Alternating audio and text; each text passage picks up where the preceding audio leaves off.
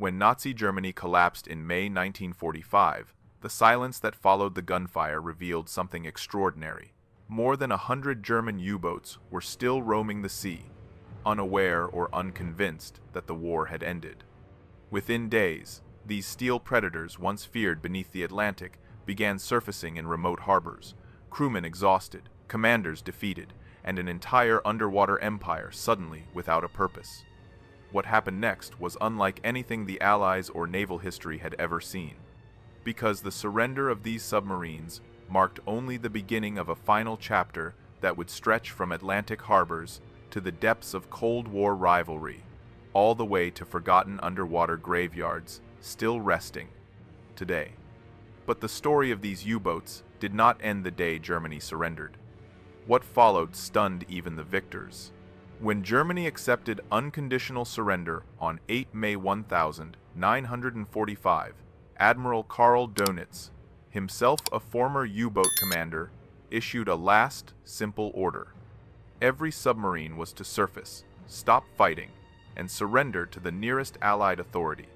Within hours, dark shapes rose out of the oceans. In the North Atlantic, through the Bay of Biscay, along the Norwegian fjords, more than 150 U-boats appeared, white flags raised as Allied aircraft circled above. They streamed toward designated ports like Loch Arable in Scotland, Leesahalley in Northern Ireland, and Portland in southern England. One by one, the wolf packs that once terrorized Allied convoys slipped quietly into captivity. Allied boarding teams seized codes, weapons, and equipment the moment each submarine arrived. Some boats were barely seaworthy, corroded from months underwater, engines failing, crews worn thin by endless patrols. But the surrender created a new crisis. What would the Allies do with the world's most advanced submarine fleet? And that question would lead to one of the largest disposal operations in naval history. By late 1945, British ports were overflowing with surrendered submarines. Maintaining them was expensive, dangerous, and politically impossible. So, the Royal Navy approved a decisive plan. Operation Deadlight, the systematic destruction of nearly all captured U-boats. Between November 1945 and February 1946, 156 U-boats had surrendered. 116 were selected for disposal. Tugs towed them to remote zones northwest of Ireland. There, they would be scuttled by gunfire, explosive charges, or by opening their sea valves. But many never reached the sinking grounds. Winter storms battered the tow lines. Submarines, long neglected by their crews, began taking on water. More than one-third sank on the way, accidental, unplanned casualties of rust, weather, and time. Those that survived the journey were finished off by Allied warships. Aerial rockets, depth charges, and naval guns ended the careers of vessels once feared across the Atlantic. Yet a few U-boats were not chosen for destruction, and their fate would reshape the Cold War. Among the surrendered fleet were technological marvels. The Type XXI and Type XX3I U-boats.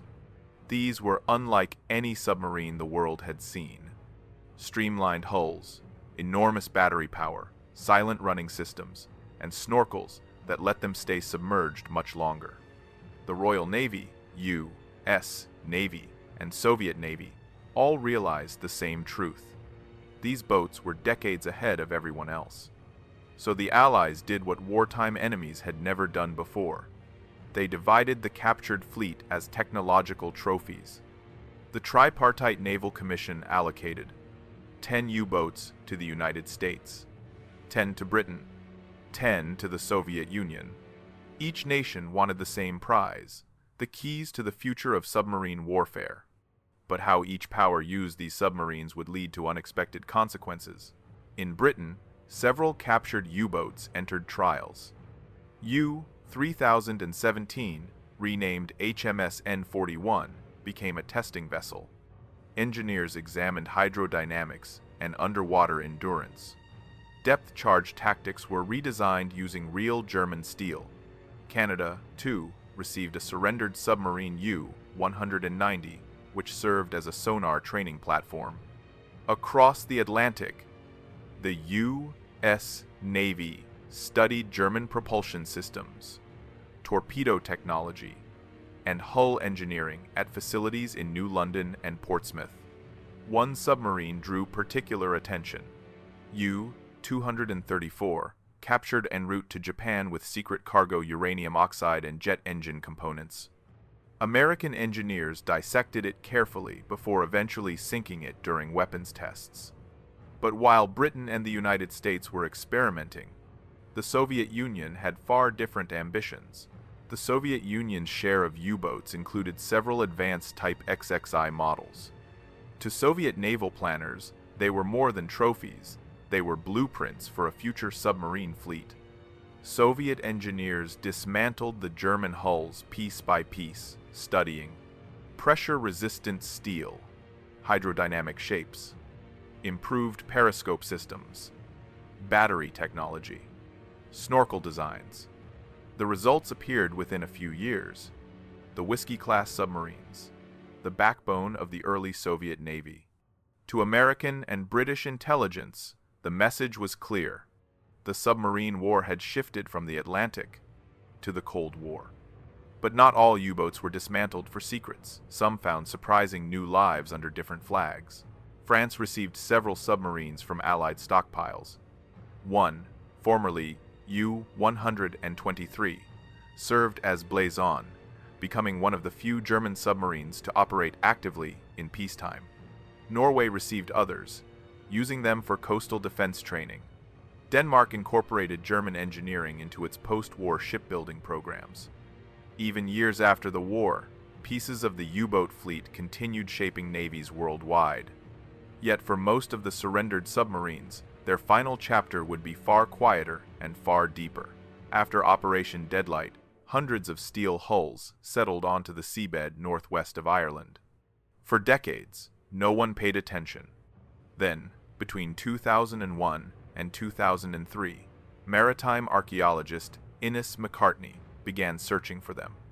Using sonar and deep-sea photography, his expeditions discovered at least 14 intact U-boats, still resting upright in the cold mud, preserved by the Atlantic's low oxygen. Some still had deck guns attached. Others appeared untouched, like ghosts of a vanished war. These wrecks formed one of the largest underwater graveyards on Earth, a silent memorial to thousands of submariners who never returned. But a handful of U-boats escaped the ocean entirely and became museums. A few U-boats avoided destruction and entered a new role as historical witnesses. U-995, once surrendered in Norway, now stands at Lebow, Germany. Visitors walking through its cramped corridors experience the harsh reality of underwater warfare. Cramped bunks, recycled air, and weeks spent in near-total darkness. U-123, Blazon, is preserved in Lorient, France, once a major U-boat base. U-534, raised in 1993 from the Kattegat Strait, is displayed in Birkenhead, England, its cross-sectioned hull, revealing the claustrophobic interior. And across the Atlantic lies the most famous survivor, U-505, captured intact in 1944, and now displayed in the Museum of Science and Industry in Chicago. It was the first enemy warship ever exhibited on American soil. These preserved submarines, along with the vast graveyard beneath the ocean, tell the final story of Germany's submarine fleet. But their silence carries a deeper message.